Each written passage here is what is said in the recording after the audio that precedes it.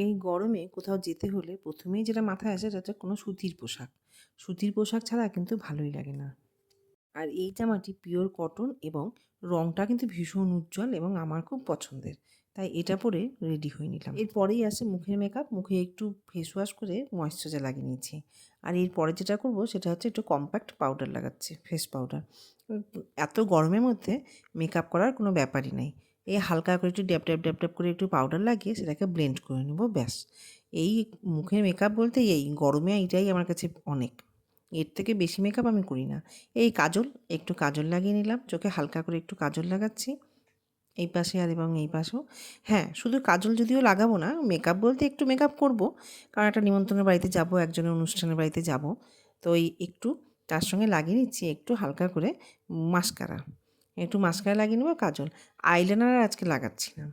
একটু কাজল লাগিয়েছি নিচে এবং উপরে হচ্ছে মাস্কারা। এরপর হচ্ছে লিপস্টিক।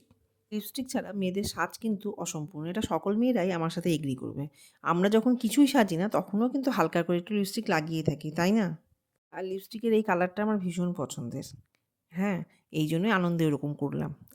আচ্ছা, এরপরে হচ্ছে কানের। ছোট্ট দুটো কানের নিয়েছি গোল্ডেন কালারের। যেহেতু আমার চুড়িদারটার রঙ গোল্ডেন, তাই গোল্ডেন কালারেরই দুটো কানের নিয়েছি, ব্যাস। এবার ওড়নাটা সাইড থেকে স্টাইল করে নিয়ে নিলাম। একটু ওড়নাটা স্টাইলিং করে নিলাম আর চুলটা ছেড়ে রাখলাম। এই গরমে কতক্ষণ চুল ছেড়ে রাখতে পারবো তা আমি জানি না। সাজটা আমার কেমন হলো সকলে অবশ্যই জানিও কিন্তু।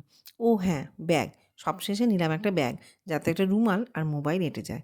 ছোট্ট একটা ব্যাগ, স্লিং ব্যাগ, ব্যাস। আমার সাজ কিন্তু পুরো কমপ্লিট। বাই।